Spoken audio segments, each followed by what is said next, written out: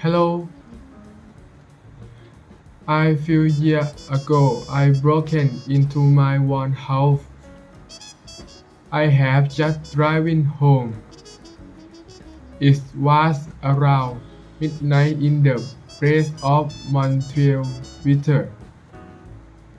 I had been visiting my friend Jeff across town, and the thermometer on the front porch read my 40 degrees. And don't bother asking it there.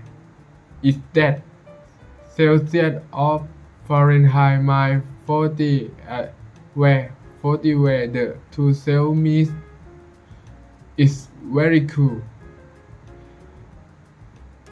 And as I stood on the front porch, trumpet in my pocket, I found I did have my key. In back I couldn't see them through the window. I ring on the dining room table where I had left them. So I quickly ran around and tried out the other door and window, and they were long time. I thought about calling a locksmith. At least I had my cell phone, but in midnight, it could take a while for a locksmith to show up. It was cool. I could go back to my friends Jeff's house for the night because I had an early flight to Europe the next morning. I didn't to get my passport, my suitcase, so dress frame and physical. I found a lock and I broke to the basement window, cleared out the shard of glass. I crawled through. I found a bit of carbon and tape it up over the opening, figuring that in the morning all the way to the airport I could call my contractor and ask him to fix it.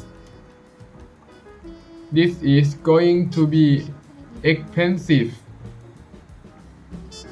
but Bombardier on board expensive than the middle of the night locksmith. So I figured under the circumstances I was coming out even. Now I'm a neuroscientist by training, and I know a little bit about how the brain performs under stress. It realizes consolidarises your heart rate. It modulates adrenaline level and it calms your thinking. So the next morning, when I woke up on Too Little sleep, worrying about the hole in the window and a metal note, I had to call my contractor and the freezing truth and the meeting I had. I'm coming in Europe, and all with all the cortisol in my brain, my thinking was cloudy. But I didn't know I was cloudy because my thinking was cloudy, and it was until I got to the airport check-in counter that I realized Well, right. I didn't have my passport, so I reset home in the snow and ice for 40 minutes. Got my passport right back to in the airport. The meet is just in time, but they had given away my seat to someone else, so I got stuck in the back of the plane next to the bedroom. It's a sea there would recline on an egg half fry. Well, I had a lot of time to think during those I have an on sleep, and I stayed wondering, are there things that I can do? System that I can put into place that will prevent bad things from happening, or at least bad things happen will minimize the likelihood of it being a total catastrophe. So I started thinking about that, but my dot didn't crystallize unit about matter.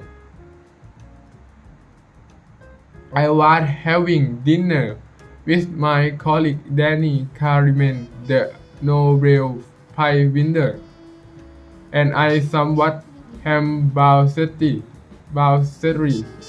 him about having broken my window and forgotten my passport. And Danny shared with me that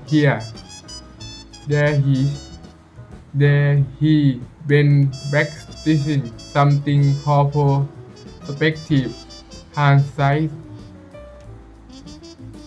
Something that he had gotten from the psychologist Grace Kran, who had written about it a few years before, also called the premortem.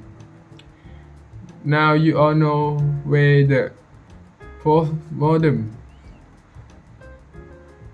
is whenever there are distrust the Trump expert come in and they try to figure out what went wrong right. Well, in the premortem, Danny explained, you look ahead and you try to figure out all the things that could go wrong. And then you try to figure out what you can do to prevent those things from happening or to minimize the damage.